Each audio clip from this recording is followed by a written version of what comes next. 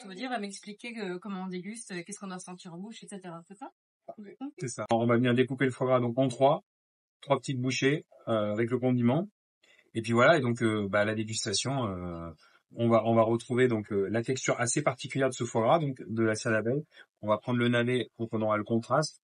Un petit peu de bouillon au fond de la cuillère. Alors, ce qui est très intéressant là, avec cette texture-là, c'est à la dégustation, on va venir écraser le foie gras entre le palais et la langue. Il va fondre entre le palais et la langue, et on va venir croquer le navet.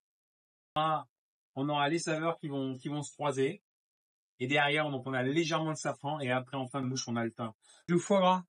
Donc voilà, c'est vraiment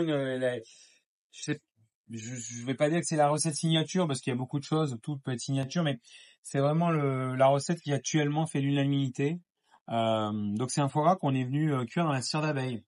Donc on a pris l'escalope de foie gras, on est venu couler sur le dessus de l'escalope la cire d'abeille, donc à environ 85 degrés, et après on va laisser tranquillement redescendre la température de la cire d'abeille qui va arriver vers son point de fusion autour de 50-55 degrés, donc il va venir se solidifier. Donc on a un foie gras qui est encore tiède là, et au bout de 20 minutes, et qui a cuit tout doucement. Et la texture du foie gras, elle est incomparable. On reste sur quelque chose de très léger, très digeste. Après, on va venir donc séparer le foie gras de la cire d'abeille, récupérer l'escalope de foie gras, chauffer un petit peu le foie gras sous la salamandre.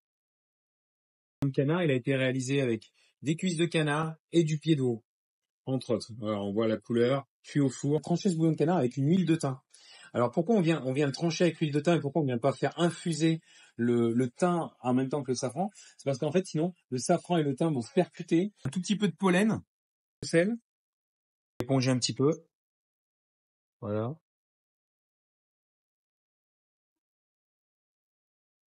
Condimenter ce foie gras avec donc des lamelles de navet qui ont été faites en pickles, et à l'intérieur on est venu mettre une compotée de yuzu.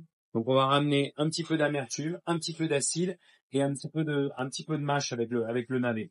Dans ce plat, moi je dresse beaucoup les plats comme ils doivent se manger, et souvent en corrélation. C'est-à-dire qu'aujourd'hui, ce foie gras, pour moi, on doit le manger en 3 bouchées. Donc on met 3 condiments.